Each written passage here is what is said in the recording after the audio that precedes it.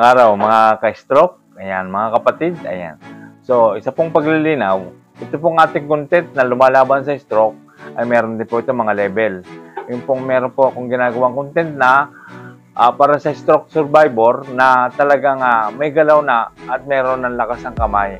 At meron din po tayong content na exercise para talaga sa babago pang nag-umpisa na wala pang galaw. So, yun po ang ating topic ngayon, ang para sa wala pang galaw at talagang spastic. So, yan po ang ating gagawin ngayon. At ang topic po natin ay kung gagaling pa ba ako.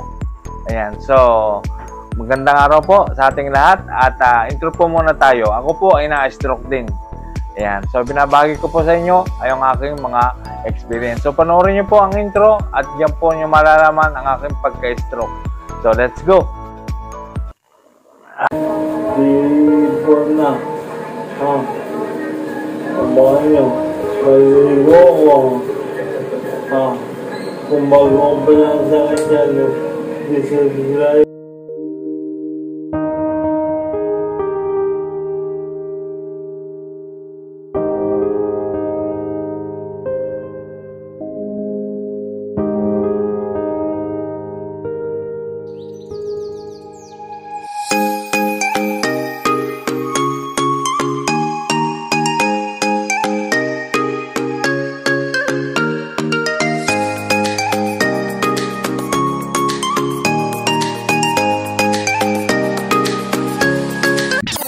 Umpisa na po natin, kapag ang iyong kamay na na-stroke ay talagang hindi siya ginagalaw o naigagalaw, ay siya po ay talagang naglalak. At unti-unti po siyang nagiging spastic, yan, spasticity.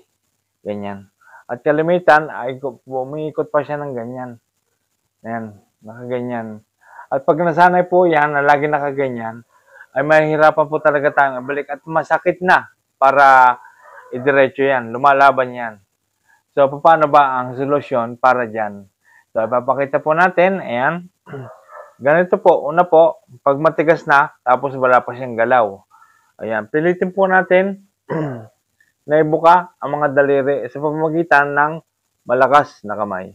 Ganyan po. Ayan, ginaganyan po yan. Ayan. Tapos, twist natin na ganyan. Dahan-dahan. Ayan. Tapos, ganyan natin. Ayan, matagal. Bilangan din natin ng kahit 5. 1, 2, 3, 4, 5. Ayan. 1, 2, 3, 4, 5. Ayan, para mabanat ang litid dito sa forearm. Ayan. Ayan, ganyan po. Tapos, ibalik natin ulit na ganyan. Para siya ay diretso. Yan po ang pinakamahirap na parte. Ang siya ay diretso. Kasi pag matigas na at frozen na siya, lumalaban na yan eh. Babalik siyang ganyan. Ayan. At umiikom ulit na ganyan. Ayan. So, gawin lang natin ng gawin yan. Ayan. Maraming beses. Tapos, ang isa pang pinakamaganda dyan, ay yung ikatang mo siya sa tuhod ng ganyan. Sa tuhod. Tapos, kapag ganito po ang hawak, ayan. Ayan. Kailangan nakabukas siya. Ayan. Tapos, dandahan natin ganyan. Masakit po yan. Ayan. Pero kung hanggang saan ang sakit, na matinding sakit, edi hanggang doon lang muna. Tapos bilangan din natin ng kahit 5 seconds. Parang ganito po. Ayan. 1, 2, 3, 4, 5. Ayan, ganun po. Ito po, ganito po sa tuhod. Ayan. Ayan, hanggang dyan lang. Kung halimbawa hanggang dyan na masakit, so hanggang doon lang muna. Huwag natin siyang pepersahin na ibabang ganon kasi lalong mapepersa ang ating spastic na baraso. So, unti-unti lang, ganyan lang. Kung hanggang sa yung pinakamasakit, hanggang doon lang muna. 1, 2, 3, 4, 5. Ayan, ganyan. Tapos, hinga. Ulit-ulit. Masakit. 1, 2, 3, 4, 5. Ngayon, pag nabawasan ang sakit niyan, ay dadagdagan natin, lalaliman natin. Ayan, pag ganyan. Ayan, 1, 2, 3, 4, 5. Eh, yun eh. Sa ibang dadating na araw natin gagawin yun. huwag natin gagawin ng isang araw kasi masakit pa siya eh. Pag nabawasan lang ang sakit sa mga nadaang araw, dagdag tayo ng dagdag ng lalim. Ayan, papaganyan. Hanggang sa siya ay may diretso mo ng ganyan. Ayan. At lagi ako, hanggang ngayon, ay ginagawa ko yan. Kasi bumibengkong pa rin yung kamay ko pagka naglalakad ako eh. Hindi maiwasan eh. Kaya dapat lagi siyang ginaganyan. Ayan. Kung may didiretsong ganyan, ayan. Pagka yun talagang wala na siya nararamdaman ng sakit, ay pwede natin gawin yan. Ayan. Ganyan po. Kung maaari, mga 10 seconds. Ayan, kung kaya. Pero siyempre masakit.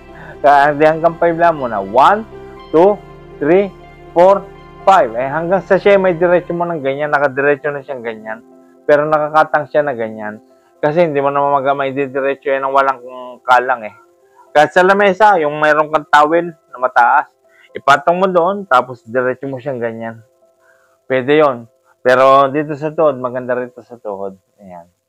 Hanggang si siya may diretso mo. Ngayon, pag diretso mo yan, nandiyan pa rin yung lalambot siya.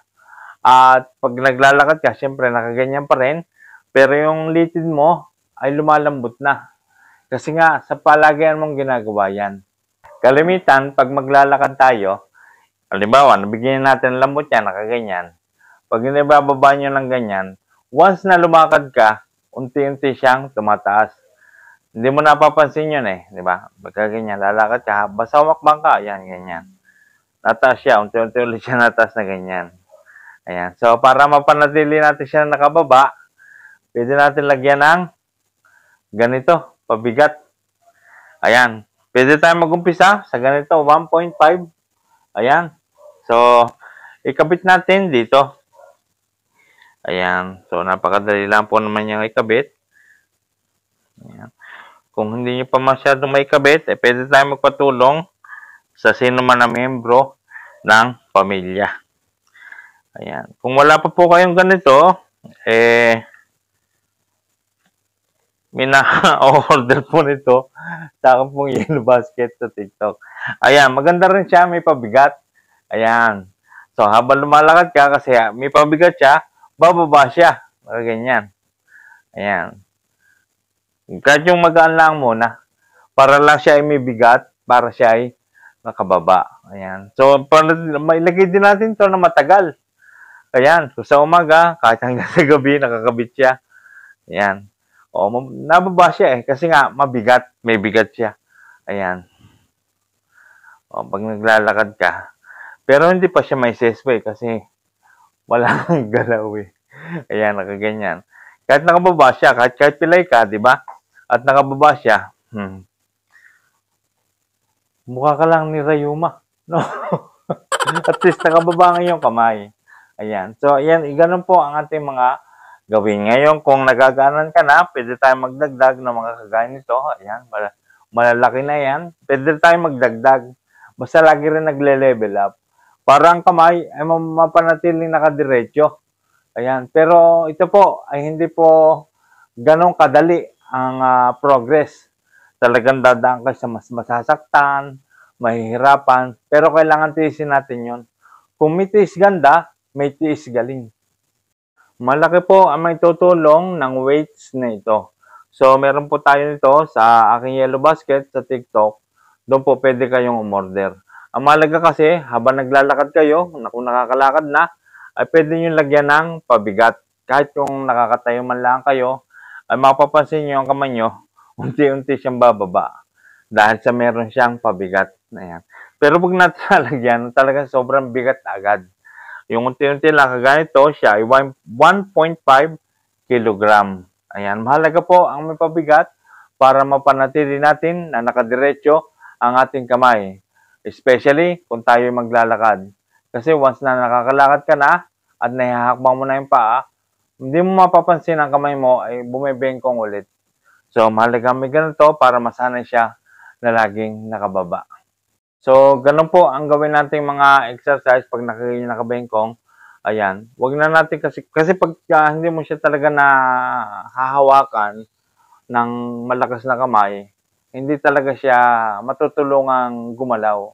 Masasanay siya ng ganyan at mananatiling ganyan na lagi. ang iyong kamay. Kailangan may gawin tayo sa ating kamay. Kagaya, nakaspasing ka ganyan. Kapag wala kasing gumagawa, dito nag-uumpisa yan eh, sa balikat. Bumabagsak yan, pagbagsak niyan, aangat siya. Ayan. At magpo-frozen, titigas. At yun ang napakahirap na progress talaga. Matagal ang progress noon pag tumigas. Hindi ko naman sinasabi na hindi na siya may babalik. May babalik pa rin yan kahit kaunti. Kung kukulitin mo na kukulitin, gawin mo lagi yan. Ayan, nakikita. Kasi gaganyan yan eh, magiging cobra eh. Butsan ako nakaganyan, nakaganyan. Ayan. So, buka lagi natin ang ating daliri na ganyan. Ayan. Ayan. Pilitin natin yan. I-twist natin ng ganyan. I-twist natin ng ganyan. Ayan. Gawin natin yan. Tapos, hilahin yung pag ganyan. Kasi nabalik nga yan, matigas. Ayan. So, yung pinakita kong katang sa tuhod, yun ang pinakamagandang pagdiretso ng kamay. Tapos, pagka lagi natin ginagawa yan, kada lumalambot siya, ay dagdag tayo, lalim tayo ng lalim, palalim pa. Hanggang siya may diretso na ganyan. Tapos, pag maglalakad tayo, lagyan natin ng pabigat na ganito. Ayan. Malaki ang may tutulong nito para lagi siyang nakababa. Dapat lagi siyang may pabigat. Kahit sa paa, pwede po natin lagyan ng ganito pag naglalakad. Exercise din yon para gumaan siya pag inalis. Ayan. Malaki pong bagay yung aking pinakita. Gawin po natin yan. At yan po ay ginawa ko rin. Ayan, base rin po sa aking experience. Ayan. Ako po yung na-stroke talaga. Kaya lang, marami kasi nagsasabi, yung pinakikita kong exercise, hindi magagawa nung mga wala pang galaw. Kaya katulad niya na sinabi ko nung una, may mga level po tayo ng exercise dyan. Hindi po lahat exercise ng hindi pa gumagalaw. Meron tayong exercise para sa stroke survivor na talaga may lakas na at gumagalaw. At meron din po tayong content na yung talagang wala pang galaw, kagaya nito. Yan. So, pinakikita ko po sa inyo. At ako po, ay sabi po nila, ay hindi ka naman yata na stroke, kaya mahihirap ang exercise na pinakikita ko. Ako po ay na-stroke at 4 na taon na. Nakita nyo naman sa intro eh. Talagang lantang gulay din ako at talagang patay halos ang aking kalahati ng katawan. Naka-recover lang ako at talagang matagal din ang progress. At saka matagal din ang development ng paggaling. Kaya nga lang talaga, hindi ko siya tinigilan. Ginagawa ko lagi. So, wala pong imposible talaga kapag tinutulungan mo ang sarili at tinutulungan din tayo ng Diyos. So, gawin natin ang gawin yung mga exercise na yan at malaki ang maitutulong talaga. So, ayan. Marami pa rin po nagtatanong na ang karamihan tanong ay gagaling pa ba ako? Ayan. So, yung pong tanong na yan ay tanong po yan na may pangamba, may takot at pagdududa sa sarili na baka sila ay ganito na lamang habang buhay. Ayan. At then, papasok yung mag-aalinlangan ka sa iyong sarili kasi ganyan ka na. Ayan. At kapatid, kay stroke, ito masasabi ko, na-stroke ka, nabuhay ka. So, ibig sabihin, hindi sa stroke natatapos ang buhay mo. Ayan. Kailangan lumaban. Ayan. So, ngayon, ang tanong, gagaling pa ba ako? Ang sagot ko, depende. Depende. Kung wala kang gagawin sa sarili mo at hahayaan mo na lamang na ganyan ka, eh hindi ka gagaling, ganyan ka talaga. Kung gumaling ka man, abay yun na, it's a miracle. Hallelujah! Kailangan may gawin ka sa sarili mo. Hindi ka gagaling nang wala kang gagawin. Lumabang ka.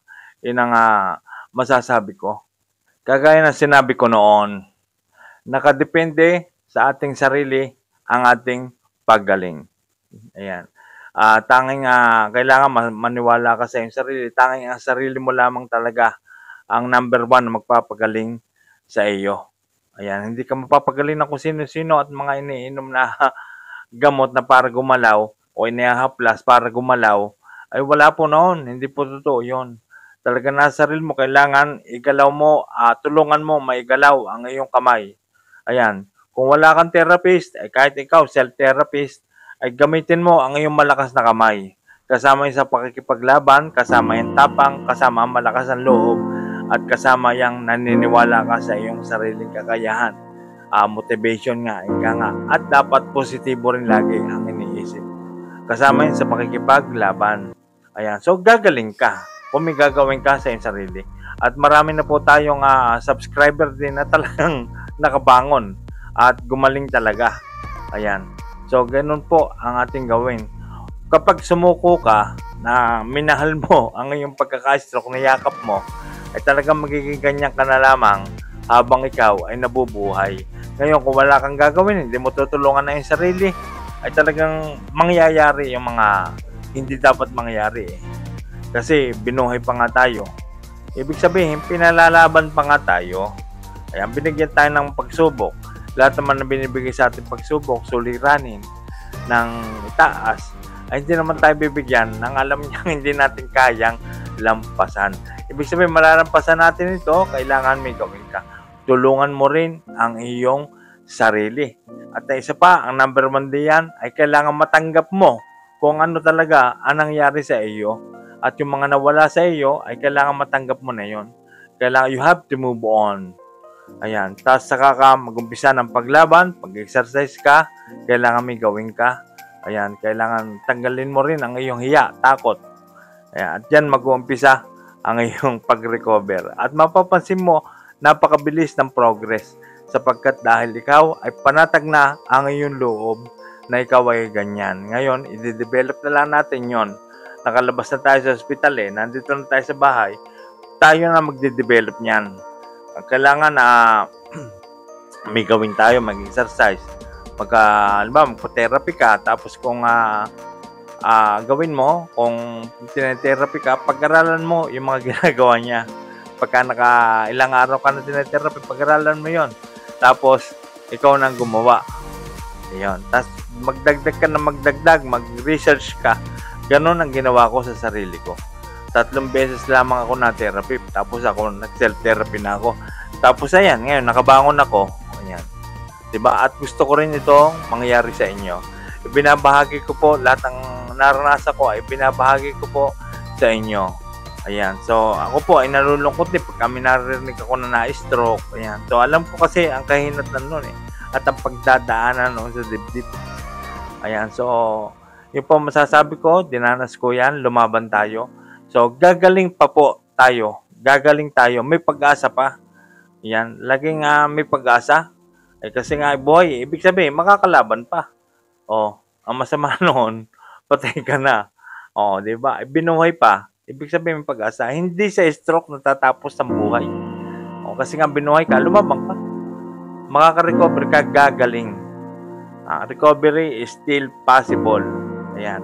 Maniwala ka sa itaas at maniwala ka sa iyong sariling kakayahan. So, yun po ang aking masasabi ngayon for today's video. So, maraming salamat po sa panonood. At sana po ay itong ating video na ito ay nakatulong po sa ating lahat na na-stroke. Ayan. Maging ikaw man ay stroke survivor na malakas o ikaw man ay babago-bago pa lamang nag-uumpisa at nagpis pa. Ayan. So sana po ay makatulong. Basta tanggapin na lang natin kung ano nangyari. Nandiyan na yan Hindi naman natin pwedeng isauli. So maraming salamat po at lagi po natin tatandaan lahat ng na-stroke. Nilalahat ko talaga. Tayong lahat ay gagaling, lalakas, at titigas. Ayan. So, yun po lagi nating itanim sa ating isip. Dapat lagi ganyan ang ating mindset. So, maraming salamat po. At sana po ay lahat tayo ay pagpalain ng poong may kapal. At syempre, habang tayo tinutulungan ng Diyos, ay tayo lumaban. At dyan, makikita natin ang unti-unti nating paglakas. So maraming salamat po. And I love you all.